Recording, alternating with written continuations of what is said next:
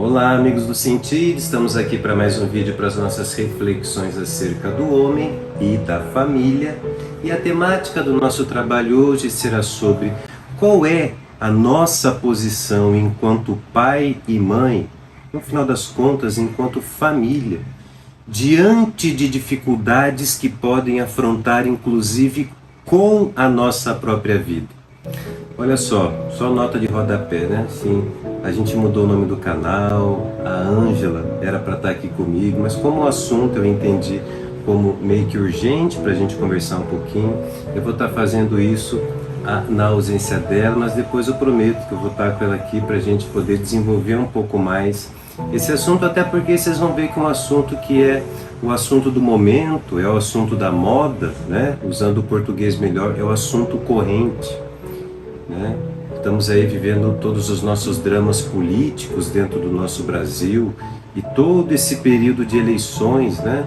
A gente criou aí uma grande expectativa onde nós, de algum modo, nas nossas orações, nos nossos sacrifícios, né? Para aqueles que não são religiosos, né? Para o nosso coração cheio de esperança, para que a gente pudesse manter, de algum modo, o conservadorismo, né? Todo aquele governo voltado para as nossas tradições, para os nossos valores, para os nossos bons hábitos. E de repente nós pegamos um Brasil meio que esculhambado, né? Parece que assim nós saímos do céu e entramos no quinto dos infernos, e já nesses primeiros dias do nosso governo, desse nosso novo governo, a gente já começa a enfrentar tantas dificuldades, a começar pelas imagens que nós vamos criando dentro da nossa cabeça, né? Eu acho que das grandes lutas que nós tivemos na nossa cultura no Brasil foi o nosso crescimento, acredito eu, em inteligência, né? Nós, os brasileiros que andávamos meio burrinhos, meio alheio às informações, nós que temos uma inclinação tão grande de privilegiar a busca pelo prazer, né? E a fuga diante dos sacrifícios, de repente nós acordamos um pouquinho, né? Creio que nós estamos aí um pouco mais acordados, um pouco mais vigilantes, e curiosamente lá quando a gente aprende um pouquinho sobre a nossa cultura, quando a gente eleva a nossa condição humana um pouquinho mais, nós sempre acreditamos, temos uma tendência de que porque nós estamos mais voltados, né, para a verdade, necessariamente as coisas agora vão acontecer magicamente para o bem. Isso é uma inclinação, isso é muito natural dentro da nossa psicologia. Isso é uma coisa que faz parte do desenvolvimento e do crescimento, né, na vida emocional, no desenvolvimento da nossa identidade e personalidade diante dos nossos estudos. Pode prestar atenção, você começa a estudar um assunto e de repente, porque você descobre uma verdade em cima daquele assunto, você tem uma sensação que agora todo mundo tem a obrigação de saber, ou todo mundo já deveria estar sabendo, e de repente você começa a achar que todo mundo está todo mundo emburrecido. Eu digo, não, isso é só um fenômeno que prova a tese de que você estava emburrecido e que agora cresceu um pouquinho. E uma vez crescendo, você aumenta a expectativa de que dias melhores virão. E quando a gente assusta, uma vez que a gente consegue compreender melhor o sentido da nossa vida, o sentido da nossa cidadania, a importância dos valores, de repente, nessa transição de governo, a gente percebe que, caramba, o que adiantou ter estudado, o que adiantou ter crescido, se agora parece que ter estudado sobre a verdade, parece que por contraste deixa esse nosso novo momento mais trágico. E a minha preocupação aqui não é fazer análise política, não é fazer análise filosófica. Eu só estou me delongando um pouquinho na base desse início do vídeo, nessas explicações, primeiro porque eu acho interessante tentar mais ou menos a gente compreender aonde que a gente vai ter que atacar para controlar um pouquinho os nossos ânimos. E aqui eu falo para você que é pai, para você que é mãe, para você que é filho aí que já passou dos 14, 15 anos. É o momento que a gente tem de procurar dentro das nossas famílias uma estratégia muito interessante, porque o que a gente está vendo, né, né, desse êxodo brasileiro, se assim a gente pode chamar. Muita gente querendo sair correndo do Brasil, muitas famílias já de antemão, por conta do medo, por conta do pavor, né, já está indo atrás dos passaportes, né, já está tentando encontrar nesse mundo algum lugar que não seja o Brasil, porque assim aparentemente se sente mais protegido. No final das contas, aonde está a nossa segurança? Aonde está a sua insegurança, né? Aí, vamos lembrar que a gente tem que tomar cuidado, porque a gente não pode trocar o certo pelo duvidoso, entende? Por mais que esteja ruim, por mais que as coisas estejam meio que complicadas, nós, os pais, temos a obrigação de ser a ordem da nossa casa, ser a ordem da nossa família. Essa é uma obrigação nossa, porque essa é uma missão dada pelo próprio Deus, né? Agora, muito me espanta quando a gente, pelo desespero, pelos nossos medos, pelas nossas inseguranças, nada de novo, isso acontece conosco. Nós somos seres humanos e somos marcados pelas nossas fragilidades. Sim, é normal termos medo, termos insegurança, quando a gente é marcado por um tempo onde, sinceramente, gente, sim, qualquer coisa pode acontecer a qualquer tempo. E isso não é uma coisa que quem faz conosco é a política, né? Hoje diria, quem faz isso conosco não é o Nine, né? Isso quem faz conosco é o nosso senso de finitude, o nosso senso de temporalidade, né? A morte já faz isso conosco desde quando o mundo é mundo e desde quando, né, Adão e Eva resolveram comer do fruto proibido. Eu não sei se você está se dando conta que, né, com Nine ou sem Nine, você pode morrer a qualquer momento e inclusive a sua morte pode vir sem sentido nenhum, você estando no paraíso terrestre, né? Ou pode vir com muita glória, mesmo que você esteja enfrentando as piores atrocidades. Esse senso de orientação o seu filho não terá. Quem vai ter a obrigação de colocar esse senso de orientação para o seu filho é você.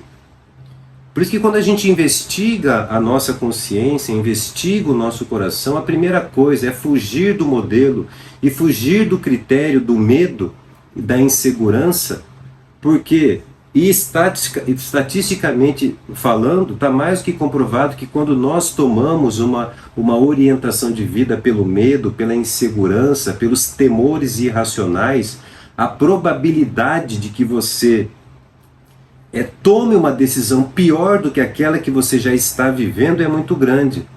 Isso lembra muito uma coisa de quem joga xadrez aí, vai entender o que eu estou falando. Os enxadristas profissionais sempre falam o seguinte: a gente sabe que está jogando com um amador, porque geralmente no meio jogo, né, o camarada de repente se perde, ele não sabe que peça ele move. Então o que acontece? Ele move qualquer peça. Então um grande mestre, um jogador mais experiente, ele já sabe que ali ele ganhou o jogo.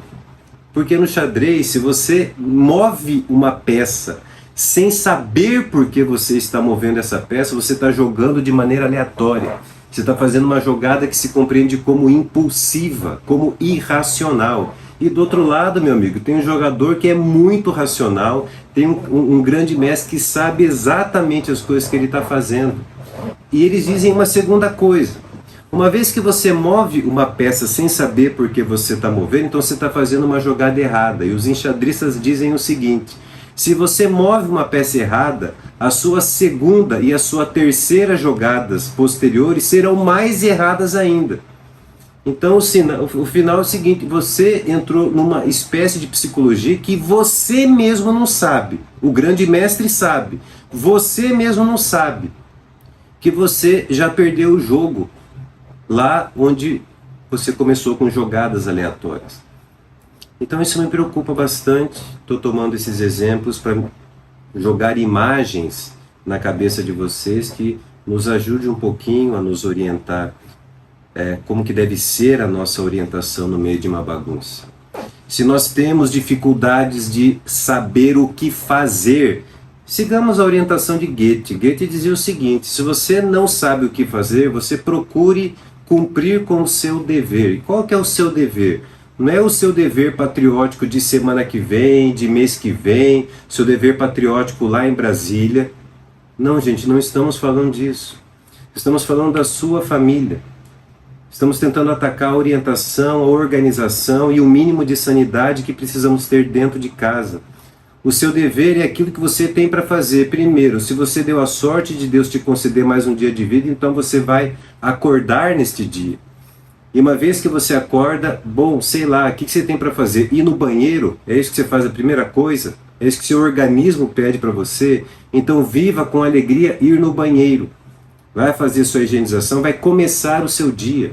É o café da manhã que você tem que preparar para os seus filhos, ou para você mesmo, ou para o seu cônjuge. Se esse é o seu dever e é isso que você pode fazer, então faça isso. Se o que você tem para fazer é cuidar da sua família, é você ir para o seu trabalho para ganhar o seu dinheiro, é para você disciplinar a sua casa dentro de uma espiritualidade possível, onde você vai rezar e entregar as suas preocupações, faça isso, seja útil dentro de casa. Para de ser inútil e da pior maneira, né? Tem muita gente que gosta de ser inútil, trazendo um monte de desespero e um monte de preocupação e fica veiculando preocupação, só gerando neurose na interioridade do seu lar, e ele acha que está sendo muito útil. Claro, ele se sente justificado pelo seu contexto, mas isso não é bom. Deus, quando cria o ser humano, ele cria o ser humano por último na obra da criação e pede ao ser humano: dominai a terra. Então, por mais que esteja difícil a nossa vida, por mais que esteja difícil até se orientar dentro dos nossos lares, nós temos a obrigação de dominarmos a terra, dominarmos pelo menos a nossa circunstância, dominar aquilo que é possível de ser dominado e que deve ser dominado pelas nossas vocações de pai e de mãe. Seja sal da terra, tempere bem o contexto da sua família. Seja luz desse mundo, seja luz dentro da sua casa. Ilumine os seus passos, os passos da sua mulher, do seu esposo. Ilumine os passos dos seus filhos, com o pouco que você pode. Se cada um de nós, dentro da nossa individualidade, nos ocuparmos de fazer aquilo que precisamos fazer, então com o tempo nós podemos cada vez mais ampliar as nossas ações e quem sabe consigamos mudar o mundo. Agora, não fujamos das nossas obrigações, não fujamos dos nossos sensos de responsabilidade e de missões. Busque o seu dever, busque um senso que te oriente, um senso concreto. Não faltam os deveres dentro dos nossos lares. Renuncie às preocupações. Não sejamos, como diria Santo Agostinho, marqueteiros do diabo. Por quê? Porque se o mal existe, o mal já contém os males e as dificuldades suficientes. Não coloquemos mais males dentro dos males que nos são colocados como obstáculos, confronto e necessidade de superação. Tá bom? Eu vou continuar um tempo dentro dessa temática porque eu acho ela muito pertinente para esse momento. Aqui é só uma explicação mais abrangente da questão e depois a gente pode entrar nas questões mais pontuais nesse momento que a gente está vivendo, que não deveria ser no interior das nossas famílias, mas que tem sido muito de desespero, de falta de orientação, né? E de falta de serenidade, colocarmos em ações, colocarmos de maneira concreta aquilo que já trouxemos aqui, que é todas as questões de investigação dos nossos valores e de aprendermos a agir como aquilo que somos, ou seja, seres humanos, tá bom? Então é uma breve reflexão, a gente se vê aí num próximo momento.